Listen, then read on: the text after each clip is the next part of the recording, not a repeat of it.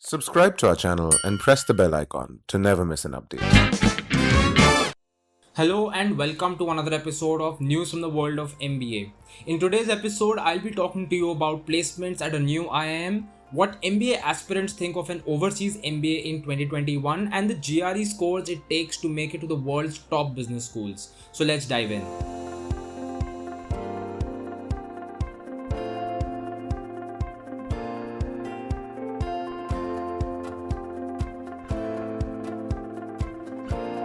IIM Rohtak has registered 100% placements for its batch of 2019-2021, with more than 70 new recruiters participating in the campus placements process.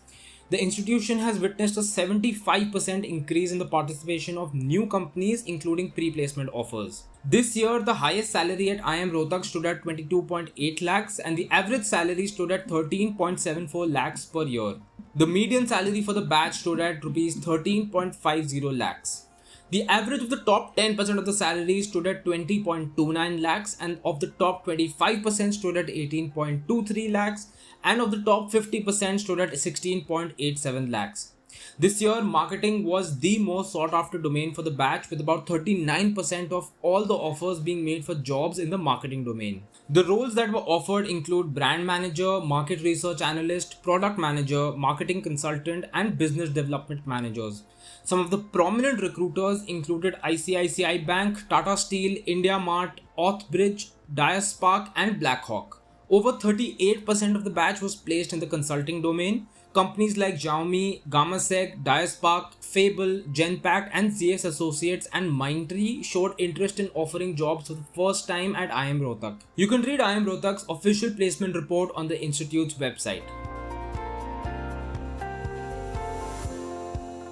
15 students of IIM Calcutta have tested positive for COVID.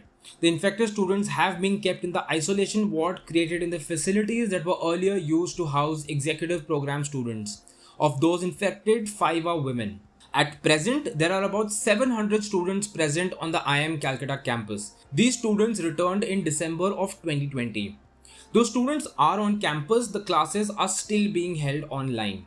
Earlier, I had reported that students at IIM Ahmedabad and IIM Udaipur had also tested positive for the coronavirus.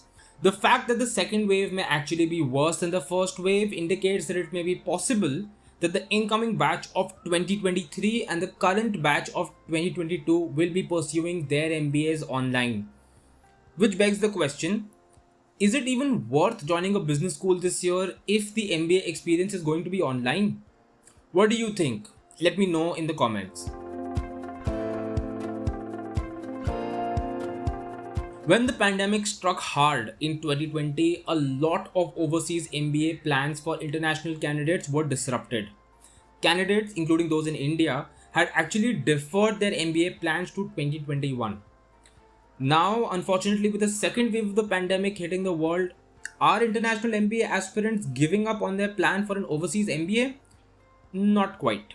According to a survey conducted by GMAT, 76% of Indian MBA aspirants said that they would not be changing their plans for an overseas MBA and would actually prefer to travel and study abroad.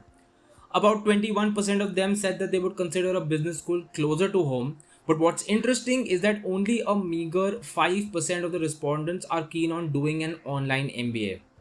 Basically, no one wants to do an online MBA anymore. So where do Indian MBA aspirants want to study?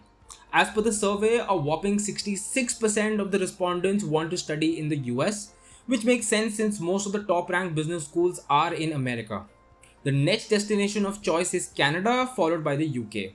The survey also indicated that the top reason why candidates wanted to study abroad was to work outside their home country and earn preferably in a more valuable currency. The other reasons were to obtain a senior level position and, of course, to actually get citizenship outside of their native countries. So, if you're considering an MBA abroad, how willing are you to do your MBA in 2021? Will you be okay with the idea of an online MBA? Let me know what you think in the comments. GMAT and GRE are two major exams whose scores are accepted by the world's top business schools. The GRE exam is scored out of a total of 340 and it tests candidates' vocabulary and quantitative ability. It is not an easy test to crack. So, what kind of GRE scores do MBA students at America's top business schools have? Which business school has the highest average GRE score and which business schools have the lowest average GRE scores? According to research conducted by a leading MBA admissions portal, the MBA batch at Stanford University has the highest average GRE score at 329. This is followed by the average GRE score at Yale University, where the batch has an average score of 328, followed by the Harvard Business School and Kellogg, where the MBA batches have an average GRE score of 326. Amongst the top business schools, the lowest average GRE score is at the Kelley School of Business, where the MBA batch has an average score of 312, followed by an average score of 314 at Duke University, followed by an average score of 316 at UCLA. That's all for today. Stay tuned for more updates from the world of MBA and business.